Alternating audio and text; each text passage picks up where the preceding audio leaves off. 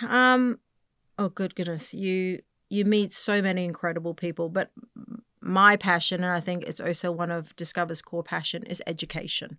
So I do believe that lack of education is the root of all evil, and I met this lovely girl, she was mid-20s, but she was a mum of two. She was at a tailor in Hoi An. Incredibly talented, and she was telling me about her job. She works really long hours. She gets 2 days a month off to spend with her boys. And I said, well, how did you come to become a seamstress in Hoi An? Like, what were you doing? So typical story, they came from a farming community. She didn't finish school, left the farm because it was too hard and wanted to get a better life in the city. And she was ever so grateful that she had this good job rather than perhaps falling to the less reputable profession. But it struck me that she was so smart, Benoit, and what she lacked was a good education and what she could have achieved with a great education.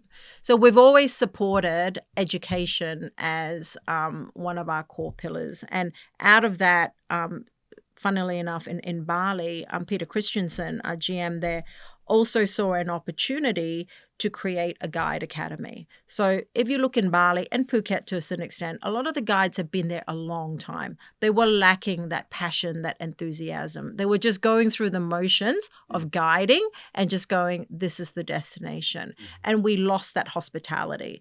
And we were never going to get it back because these guides had been in the trade for They're so worn long. out. They were really worn out. So we decided to, and just by chance, Peter met this professor, a semi-retired professor in travel and tourism. So they got together and put together a curriculum for guides. And we invited, kids from marginalized community, like young kids who wanted to build a career in travel, to interview, to really come down and apply for positions in our guide academy. And it sounds a little bit more than that, because not only do you have to pay for the education, you have to give the families an allowance because these kids are no longer able to work in those communities. So you have to be able to still provide that livelihood to their families while these kids were going through their course. But we're really happy that, we've got 52 graduates now from this program. And you talk to some of them on our website, you would have seen some of them featured. Some of them are truly the best guides that we have in Bali now. Time and time again, compared to the more experienced guides, they're chosen from a blind selection by our tour operator partners who have chosen a lot of them to guide their tours over more experienced guides. So I think for us,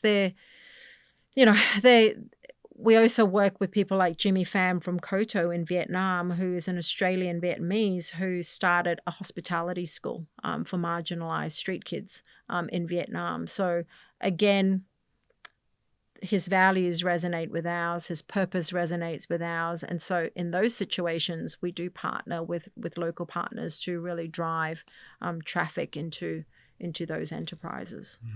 So tourism can be a very positive catalyst. It's not only a wishful thinking. I think you're demonstrating that. Yeah, absolutely. I think it does. I mean, just in 2019 alone, and it's in our small way, we don't believe in charity. I think it's about the empowerment of local communities. And so in 2019, through the programs that we have, our community-based tourism programs, our community projects that we have, I think we probably put in about $1.5 million directly back to the communities from our tourism revenue, right? And that is not because they were donor funds. That was just the work that we have done with these villages to create, the training that we put in to be able to create hospitality experiences that really suit the needs of our partners.